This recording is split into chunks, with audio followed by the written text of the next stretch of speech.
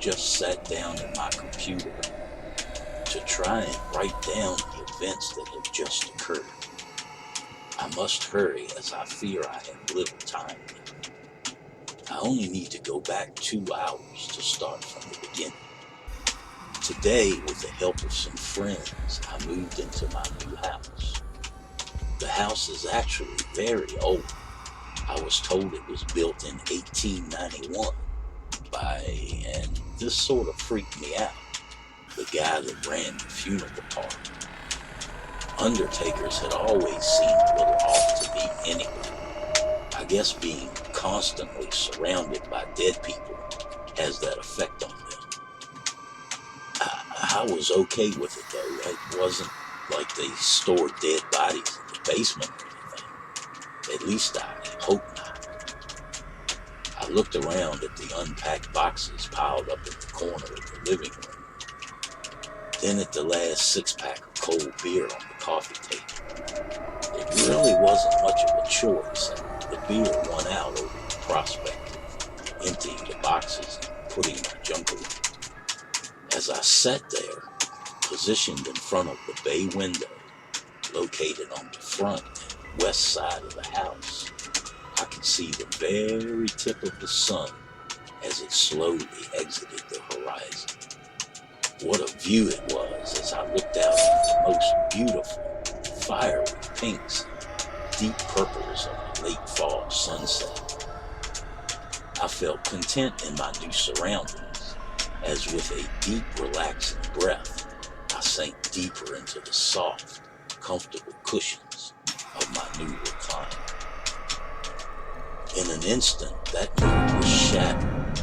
A pair of hands reached over my shoulders and rubbed my chest like a loving wife in an amorous mood would. I couldn't see them, but I sure felt them. I jumped up so fast I spilled my beer on my new recliner. At first I thought one of my friends had sneaked in the back door to try and scare me, but as I looked around, there was no one else in the room. The coldest of chills ran rampantly up and down my spine. For a moment I could see my breath escaping my mouth as the whole room suddenly felt cold. After a thorough search of the room, behind the chair, behind the floor-length curtains, even under the sofa, and finding nothing, I chalked it up to fatigue. I downed the last swallow of my beer, anxious to fend off the chills. I headed upstairs to take a hot shower before turning in. While digging through the boxes marked bedroom, looking for some clean clothes, I once again felt the hands gently rubbing my back. I turned quickly to catch the culprit, but no one was there. I must admit I was freaked out by the experience and thought surely I would check the basement for dead bodies in the morning. The steam from the hot shower had already begun to fog the mirror as I undressed. I had to stand on my tiptoes to see over the foggy part of the mirror. As I checked my smile after a quick brush of my teeth, a figure appeared in the mirror behind me. It may have been there the whole time, or it could have just appeared.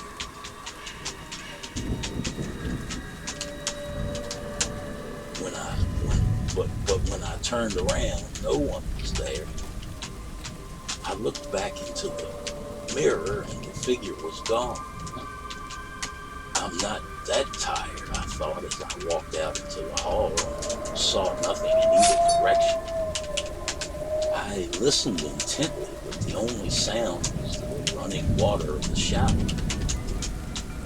The bathroom was filling with steam. The mirror was completely fogged over. When I stepped into the shower after a quick glance around, of course, the hot water felt good as it soothed my tired muscles. As I slowly turned my body to distribute the heat, the hands returned. I was startled at first, but as I stood there with my eyes closed, it actually began to feel good. The pressure was soft and gentle against my wet skin. I didn't feel any pain. I only felt pleasure from the caressed hands. But when I opened my eyes, the shower floor had turned a bright red. And as I looked for the source of the crimson flow, I noticed 5 deep gashes running across my chest. I watched in horror as 5 more gashes tore into the skin on each of my thighs. Instead of running from the house screaming as one normally would when faced with such a situation, I became strangely calm. Even though I had just been ripped up by an unseen force, I felt fine, almost giddy. I marveled at the pink hues caused by my blood mixing with the shower water as it ran down my legs, across the shower floor and disappeared down the drain. It reminded me of the sunset I had just moments ago witnessed. The caressing hands had for the moment ceased. I was more amazed at the fact that I felt no pain than the fact that it had happened. I dressed the wounds with some gauze that I had packed in a box from the medicine chest in my old place. Then I dressed myself.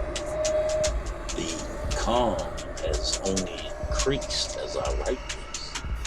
Somehow I'm all right with the fact that I know I'm about to die. The hands have returned once again, and I am finding it hard to concentrate on what I'm doing. I have fallen completely under the spell of whatever it is that is now ripping painless gashes into my back and sides. I cannot resist the strange comfort I feel from its presence. I know somehow that where I am going, the soft and gentle yet slashing hands will be with me. I don't understand why, but that is a great comfort to me. I would like to let the police know that there is no murderer as such for them to look for, but I would implore them to tear this house down to prevent this from happening to someone else. It is strange. I know I should leave, but I can't resist the owner of the hands. I must find out who or what it is, and I fear death may be the only way for me to find out.